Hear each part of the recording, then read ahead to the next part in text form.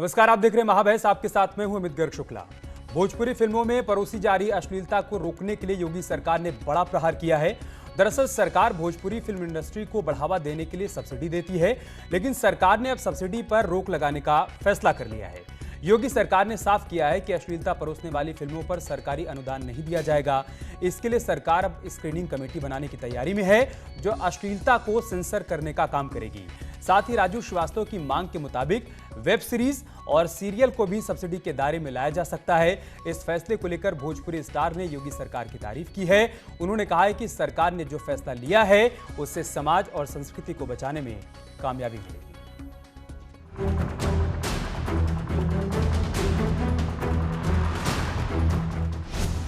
भोजपुरी अश्लीलता पर सवाल, एक्शन में सरकार।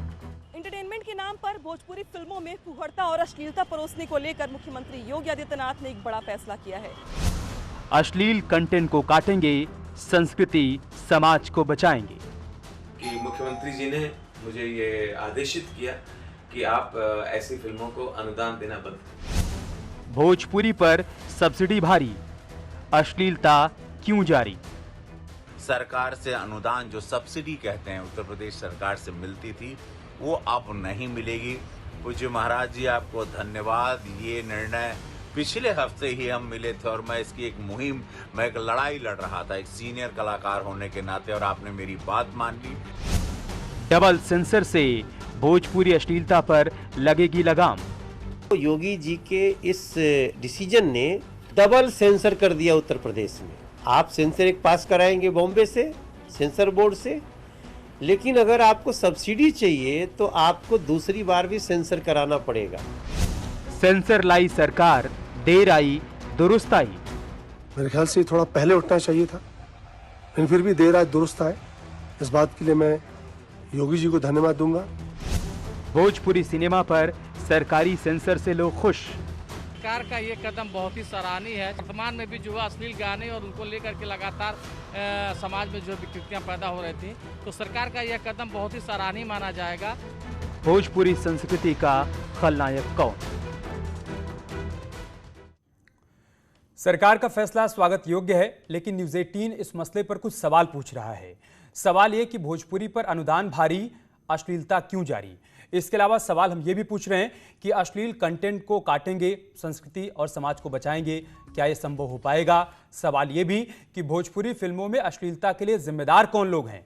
भोजपुरी सिनेमा ने मजबूर किया, क्या इसलिए अब सेंसर किया जा रहा है? क्या लौटेगा भोजपुरी सिनेमा का गौरव? सवाल ये भी है। इसके साथ ही सवाल ये भी कि भोजपुरी संस्कृति का खलनायक कौन है?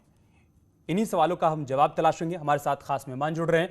हमारे साथ दिनेश लाल यादव हैं, भोजपुरी सिंगर हैं, एक्टर हैं, राजनेता भी हैं। इसके अलावा खुशबू उत्तम हमारे साथ हैं, आप भोजपुरी सिंगर हैं। विजया भारती हमारे साथ हैं, आप भोजपुरी सिंगर हैं। देवी जी हमारे साथ हैं, भोजपुरी सिंगर हैं।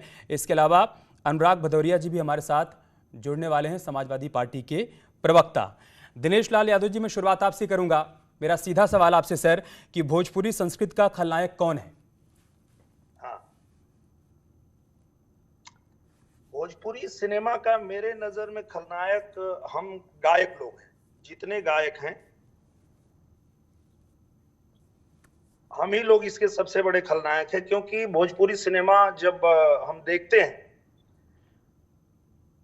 तो नाजिर हुसैन जी ने और राजेंद्र प्रसाद जी ने जिस भोजपुरी सिनेमा से भोजपुरी सिनेमा की शुरुआत की थी, उससे भी 20 साल पीछे लेके चले गए हम गायक लोग।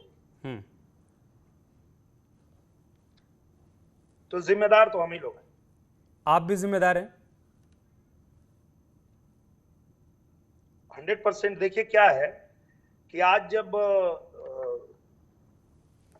ये देखा जाए कि कौन कितना जिम्मेदार है, तो आज अगर किसी को उसके लिए अगर ये सजा दी जाए कि 100 कोड़ा मारना है, तो आज कोई 100 कोड़ा खाएगा तो मैं भी 10 कोड़ा खाने का हकदार हूं। और मेरे पहले जो लोग थे गायक लोग, वो भी 2-2 कोड़ा, 1-1 कोड़ा वो भी खाएंगे। ऐसा नहीं है कि कोई दूध का धुला है। ठीक है, मैं अगले मेहमान के पास जाऊं, उससे तो पहले मेरा आपसे एक और सवाल है। हम जब बचपन उससे पहले मेरा आपसे एक और सवाल है कि वो क्या मजबूरी थी जब भोजपुरी सिनेमा को इस ओर धकेल दिया गया, अश्लीलता को इसमें परोस दिया गया। जब 2000 के बाद आप लोगों ने कमबैक किया, आपने, रवि किशन ने, मनोज तिवारी ने, जिन्होंने एक नई संजीवनी दी भोजपुरी सिनेमा को, उसी दौर में क्या मजबूरी आन पड़ी थी कि उसमें अश्लीलता को भी शामिल कर लिया गया? अगर भोजपुरी सिनेमा शरीर है तो संगीत उसका आत्मा है, और संगीत के बिना भोजपुरी सिनेमा की हम कल्पना नहीं कर पाते हैं। और हमारा संगीत ही इतना वल्गर हो गया, इतना गंदा हो गया कि वो फिर पूरा सिनेमा ही गंदा दिखने लगा, गंदा होने लगा। तो उससे रोक लगाने के लिए जो ये पहला कदम उठाया है माननीय महाराज जी ने कि सब्सिडी रोक दो, तो ये सबसे अच्छा काम किया उन्होंने, क्योंकि ये सब्सिडी के लिए जितने फिल्म मेकर आते हैं बनाने के लिए वो यही करते हैं। जैसे मैं अगर चाहूं कि भोजपुरी सिनेमा को थोड़ा एक धीरे धीरे सुधारा जाए, एक नई दिशा में लेके जाया जाए, तो निरहुआ एंटरटेनमेंट में मैंने करीब 12 फिल्में बनाई है। और इसके पहले जो सरकार थी उस सरकार के साथ भी मैं था, और आज जो सरकार है उस सरकार के साथ भी मैं हूं, लेकिन मेरी किसी भी बनाई हुई फिल्म को 1 रुपया कभी कोई सब्सिडी नहीं मिला है। ठीक है, तो मैं सब्सिडी के लिए बनाता ही नहीं हूं, जो लोग बनाते हैं वही लोग जिम्मेदार हैं। ठीक है, अब सरकार ने जो फैसला लिया है इससे क्या असर पड़ेगा, इस पर भी मैं आपसे सवाल करूंगा, लेकिन इससे पहले खुशबू उत्तम जी, दिनेश लाल यादव जी कह रहे हैं कि संगीत गंदा हो गया इसलिए सिनेमा भी गंदा हो गया, ऐसे ही है? जी, आज सबसे पहले न्यूज 18 यूपी उत्तराखंड के दर्शकों को खुशबू उत्तम का प्रणाम। और कुछ हद तक दिनेश सर सही बोल रहे हैं कि सिंगर्स जिम्मेदार हैं, लेकिन एक बात मैं कहना चाहूंगी, थोड़ा माफ कीजिएगा, कि उनके साथ, सिंगर के साथ साथ मैं श्रोताओं को गुनहगार कहना चाहूंगी, क्योंकि वो लोग अच्छे गानों को सपोर्ट नहीं करते हैं, सुनते नहीं है। जहां भी थोड़ा वर्गलिटी आता है वो गाना मिलियन में पहुंच जाता है।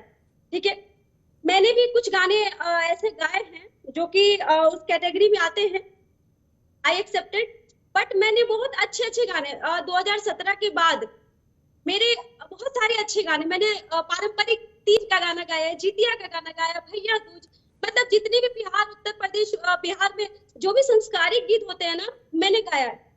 लेकिन कोई भी उस गाने का चर्चा नहीं करता है। सिर्फ एक और एक गाना जो मेरा बहुत वायरल हुआ था ना, समियाना के चौक, सिर्फ लोगों को वही एक गाना याद है। तो आप लोग बताएं कि मैंने सिर्फ समियाना के चौक गाया 2006 से अभी तक मैं गाना गा रही हूँ। खुशबू तो जी, बस मैंने एक ही गाना गाया। हम सबने शारदा जी को भी सुना है, हम सबने शारदा जी को भी सुना है, हम सभी लोग मालिनी अवस्थी जी को भी सुन रहे हैं, और अभी जो नए गायकों में चंदन तिवारी, हम सब लोग उनको भी सुनते हैं।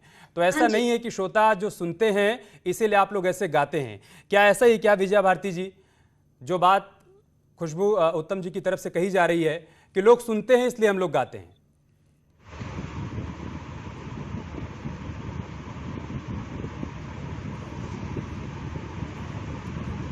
विजय भारती जी, अगर आपको आवाज मिल पा रही हो, मेरा सवाल आपसे ही है। खुशबू उत्तम ये कह रही है कि जो लोग सुनना चाहते हैं वही हम लोग गाते हैं, हम क्या करें? नहीं, मैं इससे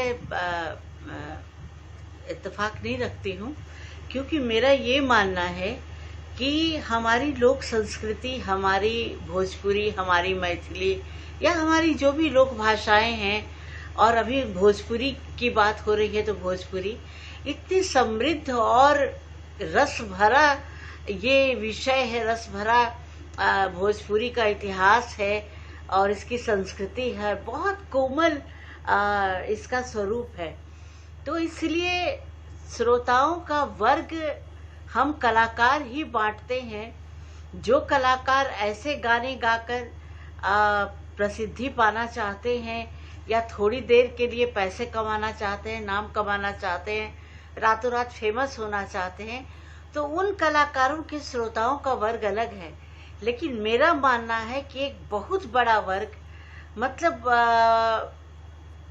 70%, 30% कम से कम अगर बांटें तो 70% वर्ग शालीन, समृद्ध और ऐसे भोजपुरी गीत सुनना चाहता है, ऐसी भोजपुरी फिल्मों की आस में रहता है, बैठता है, जिन्हें वो अपने परिवार के साथ सुन सके, बैठ सके, अपने मांगलिक कार्यों में जिन गीतों को बजा सके। सही बात। शारदा जी ने कभी ऐसे गीत नहीं गाए, विजया भारती ने कभी ऐसे गीत नहीं गाए, लेकिन हमें ईश्वर की दया से, आप लोगों की कृपा से, दुआ से बहुत मान सम्मान मिला। मेरा मानना है कि मैं 100 में 10 कार्यक्रम करूं, 10 ही गाने गाऊं, लेकिन उसका एक इतिहास बने, वो एक सम्मानीय मंच पे दर्ज हो।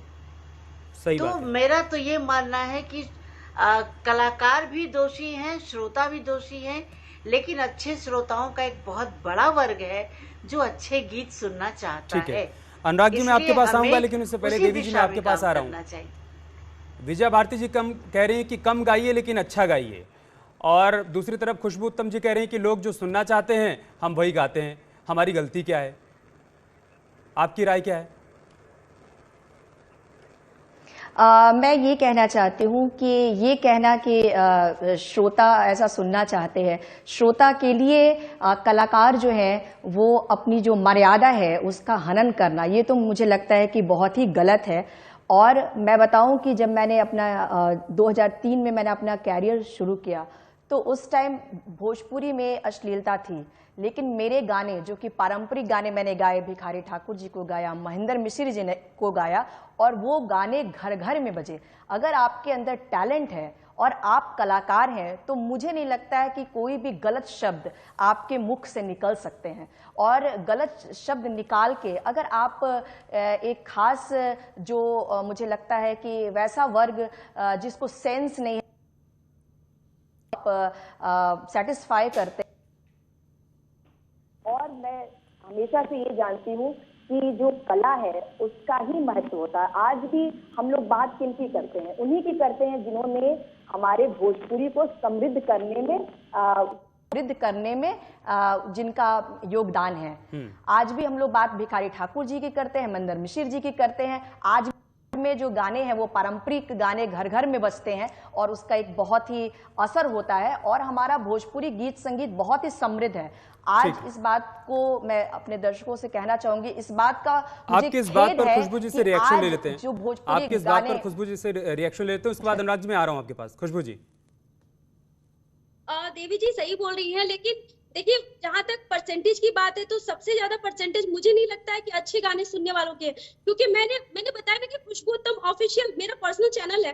मैंने 2017 से कंटिन्यू और मैंने गाया, मैंने एक्सेप्ट किया, बट मैंने क्या कहा कि मैंने गाना छोड़ दिया अश्लील।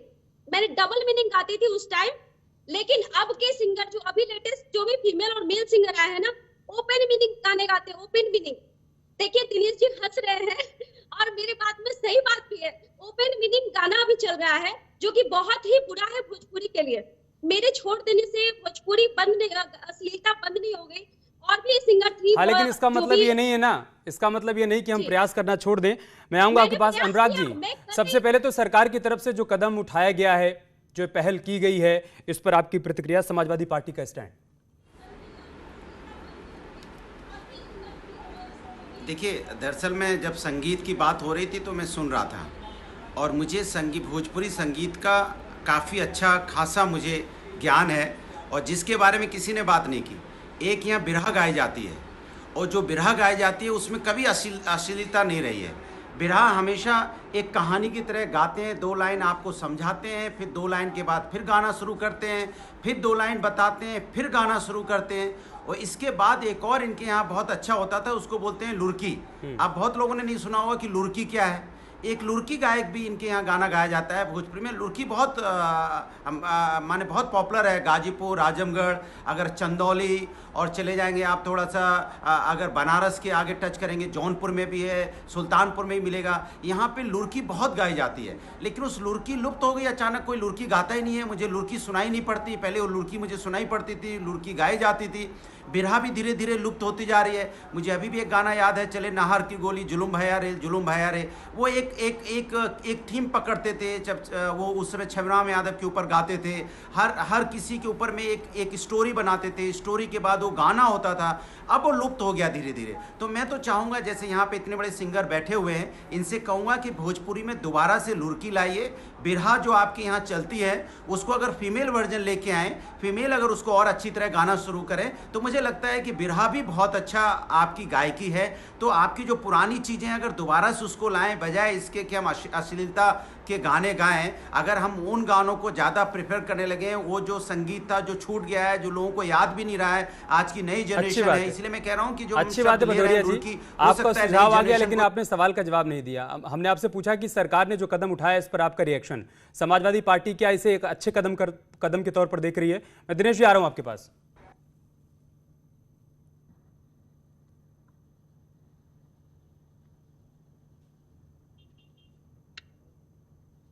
समाज के लोग सुनते हैं, जितना अश्लीलता कम हो उतना अच्छा है, और ना ही हो तो ज़्यादा अच्छा है, क्योंकि जो सुरमय संगीत होते हैं वो आज भी चलते हैं, हजारों साल, जितने 100 साल 50 साल पुराना गाए हुए गाना, पुराने गाना अभी भी लोग गा रहे हैं, लेकिन नए गाना लोग भूल जाते हैं। तो इसीलिए मैंने दिनेश जी, अभी जितने भी नए सिंगर हैं या फिर एक्टर हैं, उन लोगों के हिसाब से देखा जाए तो दिनेश लाल यादव निरहुआ, रवि किशन और या फिर मनोज तिवारी, आप लोग उनसे बहुत सीनियर हैं। तो जब आप लोग मिलते हैं लोगों से, तो क्या कभी इस मसले पर बातचीत होती है क्या कि भाई इतनी अश्लीलता क्यों? इन सब शब्दों के अलावा जो अभी गानों में डाले जा रहे हैं, इन सभी शब्दों के अलावा भी तो गाने गढ़े जा सकते हैं ना, गाए जा सकते हैं ना, कभी इस बात को लेकर चर्चा होती है क्या? जी, मैं आपको बता दूं, 1 हफ्ता पहले ही हमारी जूम मीटिंग हुई, जितनी हमारी भोजपुरी इंडस्ट्री के डायरेक्टर हैं, प्रोड्यूसर हैं और जो भी हमारे सीनियर हैं, रवि किशन जी, मनोज तिवारी जी, हम लोगों ने इसी मुद्दे पे मीटिंग किया। और ये जो आपको अभी सब्सिडी बंद हुई है, ये पहला कदम है, आगे अभी बहुत कुछ होना बाकी है। तो हम लोगों ने कहा कि हम बहुत प्रयास कर रहे हैं कि इसको बदला जाए, प्रयास कर करके थक जा रहे हैं, पर कुछ न कुछ ऐसा हो जा रहा है, क्या किया जाए। तो रवि किशन जी ने और मनोज तिवारी जी ने, दोनों लोगों ने आश्वासन दिया कि आप चिंता मत करो, आप लोग, हम लोग यूपी, बिहार, झारखंड का खुद का एक सेंसर बोर्ड बनवाएंगे, जहां पे कोई भी एल्बम, कोई भी गाना, कोई भी फिल्म बिना सेंसर बोर्ड पास किए उसको रिलीज नहीं कर सकते। आज किसी को कुछ जो मन में आता है वही करके बस डाल देता है, और उसी की वजह से आज लोगों को लगता है कि ये जो अश्लील गाने चल रहे हैं यही भोजपुरी सिनेमा है।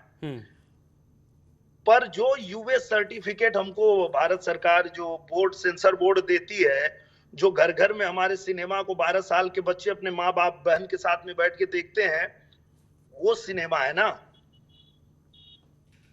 ठीक है, हमारे सिनेमा को और एल्बम को अलग करना छोड़ दिया लोगों ने। हमारे साथ पदम सिंह भी जुड़ चुके हैं, भोजपुरी एक्टर हैं। पदम सिंह, क्या अब आपको ये लगता है कि सरकार की सख्ती के बाद और इस प्रयास के बाद अब वो भोजपुरी सिनेमा में वो चीज़ें दोबारा से लौट पाएंगी, जब हम परिवार के सभी लोग एक साथ बैठकर भोजपुरी फिल्में देख पाएंगे या भोजपुरी गाने सुन पाएंगे? इस दिशा में क्या वाकई में सकारात्मक असर देखने को मिलेगा क्या?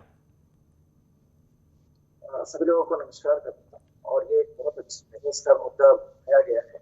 और अभी मैं सुन रहा था लाल जी को, उन्होंने भी कहा अश्लीलता हम लोगों को, जैसे अश्लीलता जो हम लोग परोसने के लिए नहीं है, हम लोग अच्छी चीज और समाज में एक मनोरंजन पेश करने के लिए ही चाहते हैं कि सब लोग जो है अच्छा देखें। क्योंकि इसके पहले जो भी भोजपुरी जो सिनेमा था, एक समाज के परिवेश को प्रेजेंट करता था, एक परिवार की कहानी को, एक गांव की संस्कृति को प्रेजेंट करता था।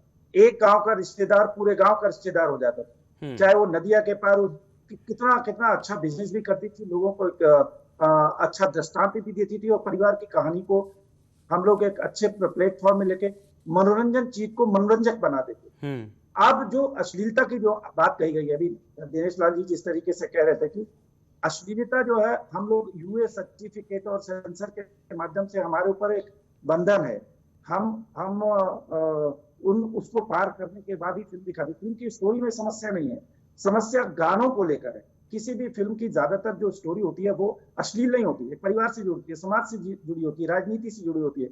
और लेकिन जब हम गानों की तो उसमें चले जाते हैं, जो एल्बम हो जाते हैं, एल्बम से अश्लीलता पैदा होती है। दूसरी चीज, अब ओटीटी प्लेटफॉर्म पे हम देखते हैं, वहां कोई बंधन नहीं है, अश्लीलता की पराकाष्ठा चल रही है। और आज का परिवेश जो है, अगर उसको सफलता का माध्यम मानता है तो ये गलत है। कोई भी चीज, कोई भी परिवार अश्लीलता देखना पसंद ही नहीं करता है। तो मैं ये कहता हूं, अगर योगी जी ने तो वैसे भी बहुत अच्छा काम कर रहे हैं, अश्लीलता को पर रोक लगाकर समाज को मनोविकृति से जो मनोविकृति पैदा हो रही है समाज में, उसमें रोकने का उनका प्रयास है। फिल्म बंधु के माध्यम से उत्तर प्रदेश में बहुत सारी भोजपुरी फिल्में बन रही हैं और भोजपुरी का कैनवास बहुत बड़ा है। तो हम चाहते हैं, लेकिन चीज अगर परोसी जाएगी, बनाई जाएगी, वो सबको पसंद रहेगी। एक परिवार मिल बैठ कर देखेगा उस पिक्चर। ठीक है विजय जी, क्या जिस सेंसर की बात हो रही है वो सेंसर हो जाने के बाद हम दोबारा से भोजपुरी को उसके मौलिक स्वरूप में लौटते हुए देख पाएंगे भोजपुरी सिनेमा को? आपको लग रहा है मैम कितना हो पाएगा? क्योंकि अभी लोगों के पास OTT है, अभी लोगों के पास YouTube है, वहां पर कुछ भी मिल जाता है, कुछ भी वहां पर रिलीज कर दिया जाता है और लोग कुछ भी देखते हैं। और इतने सकारात्मक प्रयास और हर दिशा से हो रहे हैं, और जितने समर्थ लोग हैं, काबिल लोग हैं, सीनियर लोग हैं और इसको गलत मानने वाले लोग हैं, सभी लोग इस दिशा में काम कर रहे हैं। योगी सरकार का ये इतना अच्छा जो निर्णय है, ये सब कुछ मिला जुला के बहुत अच्छा समय लाएगा, ये मेरा विश्वास है। देखिए, मुझे लगता है जो भी मैं उनको कलाकार तो खैर बोलूंगी नहीं, वो विकृत और मूर्ख बेकार लोग हैं जो कि अश्लील शब्दों का प्रयोग करते हैं और अश्लील गाने गाते हैं और फेमस होना चाहते हैं, सोशल मीडिया का गलत इस्तेमाल करते हैं। तो इन लोगों का वर्ग है, रिक्शा वाले, ठेला वाले, विकृत लोग, तो इनके बीच में ही ये पॉपुलर होके इनका बाजार वहीं तक सीमित है। लेकिन भोजपुरी की आत्मा में माना कि श्रृंगार इनका मुख्य रस है। आप बताइए, मुझे बताइए, हे गंगा मैया तो है पियरी चढ़ैबो, सैया से कर दे मिलनवा। इस गाने का कोई बराबरी है? लाली लाली होठवा से बरसे ललैया हो के रस चुएला, तोरी मीठी मीठी बोलिया करेजा छुएला हो, करेजा छुएला। क्या ये श्रृंगार नहीं है? तो क्या ऐसे गीतों का काट बन पाया है आज तक? नहीं। सही बात। इसलिए मेरा विश्वास है कि इस दिशा में सकारात्मक प्रयास हो रहे हैं। हाँ। हम सब मिलकर प्रयास के अभियान में शामिल हैं, तो इसका बहुत अच्छा रिजल्ट आएगा और अश्लीलता को समाज से जड़ से समाप्त होना ही होगा। ठीक है मैम, मैं आपकी इसी बात के साथ अनुराग भदौरिया जी के पास जा रहा हूँ। भदौरिया जी हैं हमारे साथ? जी बोलिए जी भदौरिया जी, सभी लोग एक सुर में कह रहे हैं कि देर आए दुरुस्त आए, तो क्या थोड़ा और पहले अगर प्रयास कर लिया गया होता, जैसे जब आप सरकार में थे, हम ये नहीं कह रहे हैं कि आपने नहीं किया होगा, लेकिन अगर बहुत सख्ती के साथ पहले प्रयास किया गया होता तो शायद आज बहुत अच्छे परिणाम आ गए होते। अब जबकि किया जा रहा है तो अच्छी बात है। मैंने देखिए, हर चीज़ में राजनीति ना खोजा करो, मैंने हर चीज़ अच्छी नहीं होती हमेशा राजनीति करना।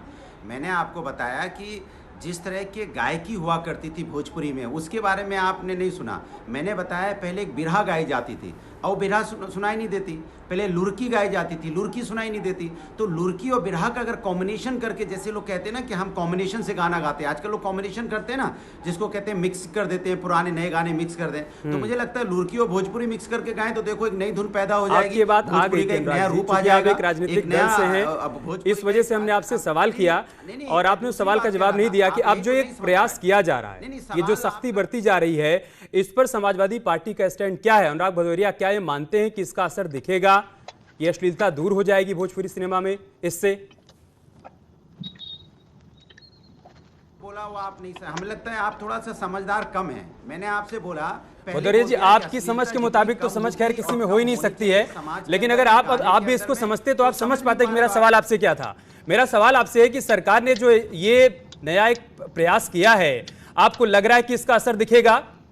आपकी समझ के मुताबिक समझ नहीं है, लेकिन फिर भी अगर आप सवाल को समझ गए तो आप इसका जवाब दे दीजिए। कह रहे हैं आपकी तो सुन लो ना, सुन ले, आपकी समझ कमजोर है, इसलिए मैं कह रहा हूं कि मैं बार बार वही सवाल कर रहा हूं कि देश के अंदर या भोजपुरी के अंदर में अश्लीलता खत्म होनी चाहिए, कम होनी चाहिए नहीं, खत्म होनी चाहिए। समाज के अंदर में कम से कम आपकी जो समझ है, यही तो सबकी समझ है, खत्म होनी चाहिए। हमने आपसे सवाल ये किया कि क्या ये खत्म हो जाएगा इससे?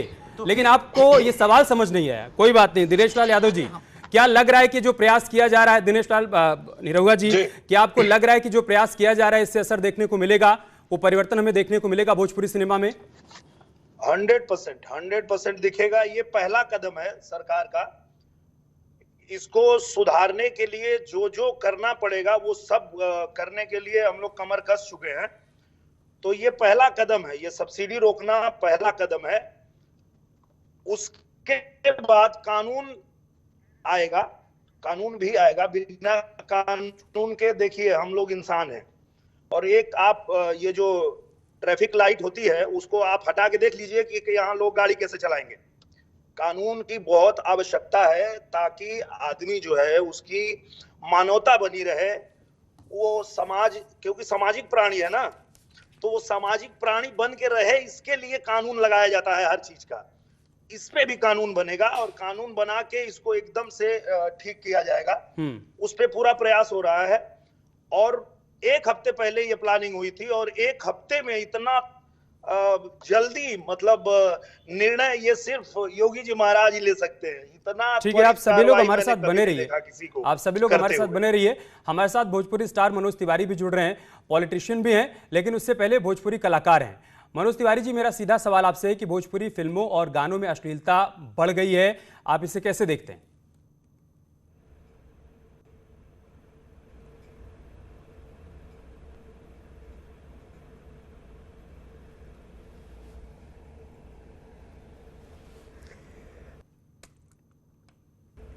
अति सर्वत्र वर्जयेत। और भोजपुरी सिनेमा में, भोजपुरी के गानों में बढ़ रही वल्गैरिटी, जब हास्य से, विनोद से, रोमांस से, सौंदर्य बोध से ऊपर उठ के लज्जित करने लगे समाज को, तो चिंता तो होती है। और ऐसे में सभी को पीड़ा है। पीड़ा हर उस व्यक्ति को है जो भोजपुरी सिनेमा को, भोजपुरी संस्कृति का दर्पण देखना चाहता है, जो होता ही है। लेकिन ऐसा नहीं है कि सब लोग बुरा ही बना रहे हैं। बहुत सारे ऐसे लोग हैं जो अच्छी फिल्म बना रहे हैं, बहुत मर्यादित फिल्म बना रहे हैं। और हम लोगों ने लगातार जो काम किया है इसमें इसका बहुत ध्यान रखा है। लेकिन इसके बाद भी आज इसको नियंत्रित करने के लिए कदम उठाना ही पड़ेगा, क्योंकि ये पूरे संस्कृति और समाज से जुड़ी हुई बातें हैं 30 करोड़ लोगों से देश के, और ये कदम बहुत आवश्यक है। ठीक है मनोज जी, मेरा एक और सवाल है। सवाल ये कि यूपी सरकार भोजपुरी में अश्लीलता खत्म करने के लिए कदम उठा रही है। मुझे याद है कि मैंने एक फिल्म देखी थी, नदिया के पार, ग्रामीण बैकग्राउंड की ये फिल्म थी। क्या उस तरह की फिल्में भोजपुरी में नहीं बन सकती हैं क्या? एक तो नदिया के पार फिल्म भोजपुरी है नहीं, वो तो हिंदी फिल्म थी, लेकिन वो इस क्षेत्र में बहुत देखी गई, जानी गई। हम गंगा किनारे मोरा गांव की भी बात कर सकते हैं, हम गंगा मैया तो हैं पियरी चढ़ाइबों की भी बात कर सकते हैं। यहाँ तक कि हम सब ने जब फिल्म में कदम रखा तो हम लोगों ने, चाहे वो ससुरा बड़ा पैसा वाला हो, या फिर बंधन टूटे ना हो, या फिर कई ऐसी फिल्में, धरती कहे पुकार के, जिसमें अजय देवगन जी ने भी काम किया, अमिताभ बच्चन ने स्वयं काम किया है गंगा में, गंगोत्री में, गंगा धाम में। तो बहुत सारी अच्छी फिल्म आज भी बन रही है। ठीक है, बहुत शुक्रिया आप सभी का हमारे साथ जुड़ने के लिए, महाबहस का हिस्सा बनने के लिए। महाबहस में इतना ही। तेज रफ्तार खबरों के लिए चलते हैं पर्णा के पास। बहुत शुक्रिया अमित, आपका स्वागत है।